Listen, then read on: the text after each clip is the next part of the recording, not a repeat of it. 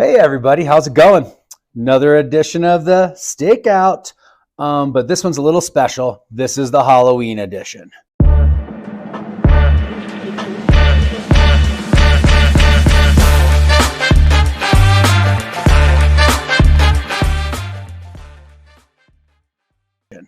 might have noticed I've changed my garb a little bit. Just want to spice it up for Halloween. Hope everybody has a great Halloween. Per the usual, another incredible guest. This gentleman I've known actually for a super long time here in Steamboat. Stoked to be a friend of his and then actually get to work with him as well. Does a lot of fun things, a lot of positivity. I'm going to let you introduce yourself and then tell us a little about yourself, like, you know, the norm of where you're from and what do you do? Cool. Happy Halloween. Thanks for having me. You betcha. Good to see everybody. My name is Justin Reiter. I am a resident of Steamboat Springs. I'm originally born in Lake Tahoe, California. Grew up kind of in the outdoors. My big gig was snowboarding for a while. Did that for a long time and was a member of the national team, U.S. Olympic team. Now I fancy myself as an enjoyer of everything outdoors, and I help people achieve their dreams, typically on a snowboard still, on Olympic and World Cup levels. And yeah, it's kind of what I do. Love it. So you're not busy at all? Feast or famine. Feast or Yes. famine, always. And a rolling stone gathers no moss. No, So, I mean, I think, you know, your transition from being the athlete to then a coach, it's a great one. You know, the knowledge and experience you have, especially at a high level, I think that just is a great way for you then to roll into, and then, like you said, to be able to share that with other people and hopefully, you know, give them the best of you to make them, give them the best of them, I guess you'd say. Along those lines, for the doer and the shaker of the outdoor things, and knowing you as long as I have, when was kind of that moment of like, it's time for the change? It's time to really start doing what you're doing now with getting outdoors all the time, you know, sharing your stories, be it just via visual content, via, you know, verbal content, things along those lines. My whole childhood was always based around an Olympic dream and snowboarding, and that was the true north of my life, kind of for the better part of 20 plus years. And as I got older and achieved certain things that I had set out to, the importance of snowboarding and what it meant to me started to shift. And I felt a big shift actually in 2017 while on a motorcycle trip in India through the Himalayas. I remember that. Yep. And there was, as cliche as it sounds, like being at that elevation and in the Himalayas and just surrounded by the vastness of it all, there was this realization that I don't have to be Justin the snowboarder anymore. I can kind of be something different, and I can choose what that is. And we were coming up on the 2018 Olympics, and I just didn't have the fire that I feel the Olympics deserve, the Olympic effort. So being on a motorcycle at 18,000 feet, going over some of the world's highest passes and surrounded by a really group of wonderful people, utilizing Big Agnes gear while I was out there, just kind of allowed for me to shift and say, okay, I don't have to chase a finish line anymore. I can start to look at something, life, with different eyes and because we tend to see the same path leads to the same destination. Yep. And I was being in that environment on literally new roads allowed me to see a new path and a new destination. Awesome. Love it. That's great when, you know, those kind of moments happen and it's not over like a period of time, like one sort of specific, to a degree, event, you know. And again, like you say, like cliche, like epiphany, you know, those kind of moments, I think, you know, you never forget. When did you become a Big Agnes Ambassador? That was kind of fluid. That wasn't, I don't think that was like a set moment in time. That was kind of the opposite of the idea to retire. That one kind of, it took place while I was still competing. And in a lot of athletes, they have a tendency to be very insulated in their own environments. And my necessity for my relationship with Big Agnes was born more out of necessity, because I had made the choice during my career to live out of my truck in order to save money to train harder in Park City. And so I found myself living just in a truck, not like a built out truck, not like the luxury of van life that we currently see that's a trend, but just living in the back of a truck and competing. And so I needed gear. And at that point, I started to notice that a lot of, snowboarders all talk to snowboarders, and mountain bikers talk to mountain bikers, and motorcyclers talk to motorcyclers, and hikers talk to hikers, but no one's ever like what I would call cross-pollinating. And I realized that I was doing something different by living out of my truck, doing a lot of things outdoors, but while at the same time having snowboarding be the driver.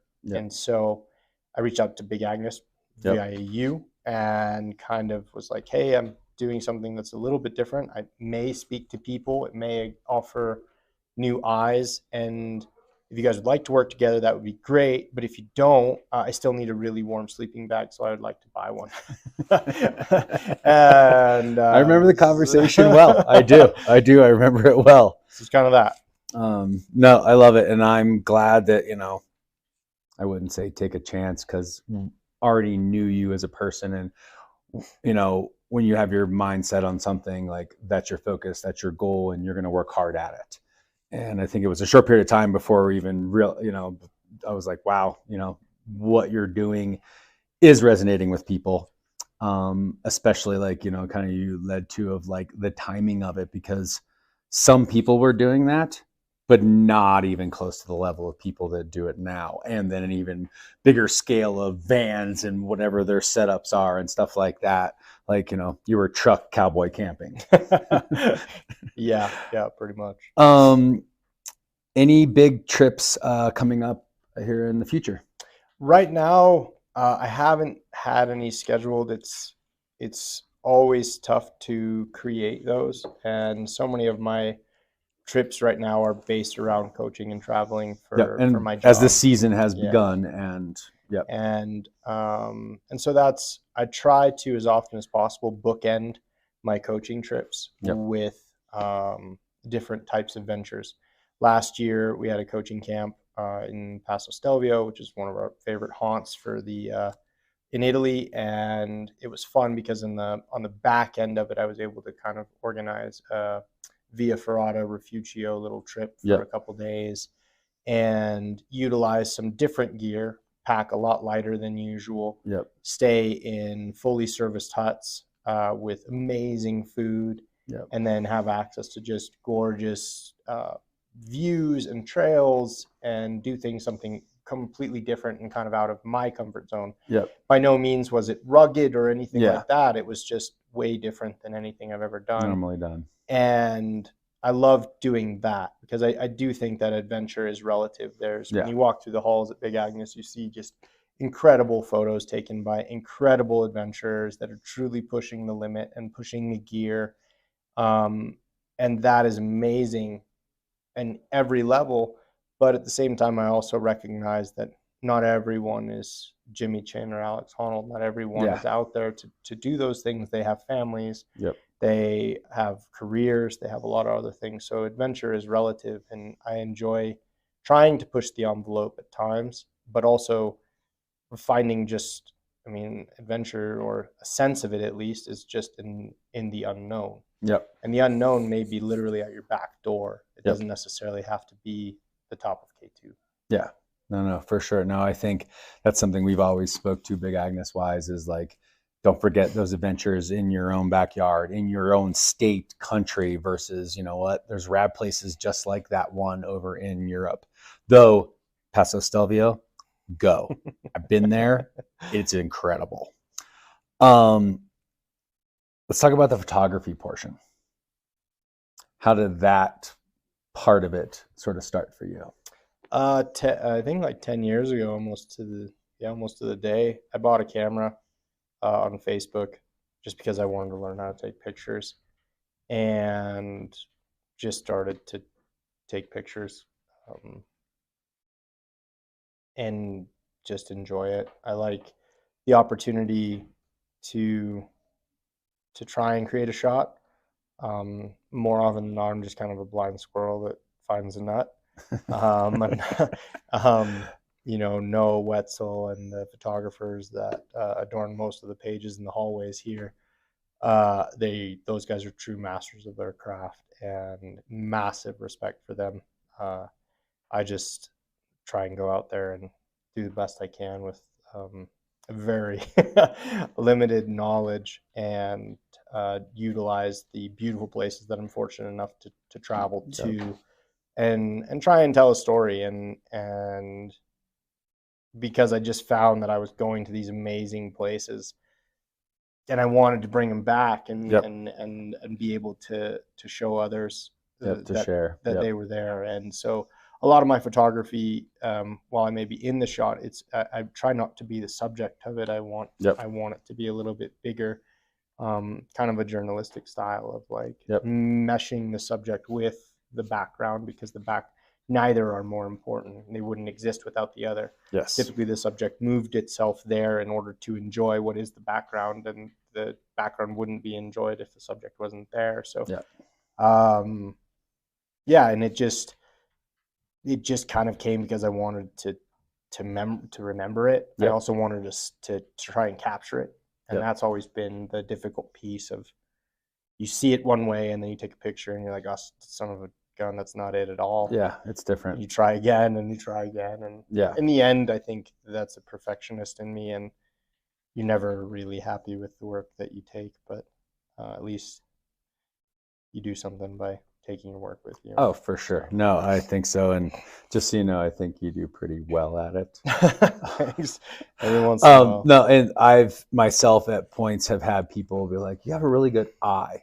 And I think that makes a difference. And yes, you still have, like, technique is a whole different thing. But if you have the eye for it and you notice a little more than others, and not like the craziness of Noah, his recognizing, and he goes, and there's 12 things later. And I was like, I saw like 3 of those. By the way, you can see him on the stakeout as well. So going on, because we have more. Okay. Let's mix it up a little bit. Let's have some fun. Okay. Not that we're already not having fun. If you had a superpower, what would it be? Oof. And it can be serious, funny, over the top. I heard of a really cool one last night at a film fest or a film showing. Superpower. Man, that's a tough one. I would say unlimited energy. Ooh, I like it. Unlimited energy, just the ability to just go, go, go. Because then you wouldn't necessarily need to fly somewhere extremely fast, because you just get there under your own foot and you could revel in the journey as well. Move on to the next one and the next one if you want. Take a break if you want, because you'll have it. Yeah, the energy at any time. I like that. That might take away from the enjoyment that you get from certain things, but I would say unlimited energy. Love it. Love it. You're stranded on a deserted island. You're down to Reese's peanut butter cups. Sorry, I didn't know what the question is. So there we have it. We already know what his last meal is going to be. Now that we know your meal, that was perfect. Okay, perfect. Drink. Oh. In any kind. And mixologist. Whether he claims it or not, the man's a mixologist. Trust me. I do. So I'm going to die.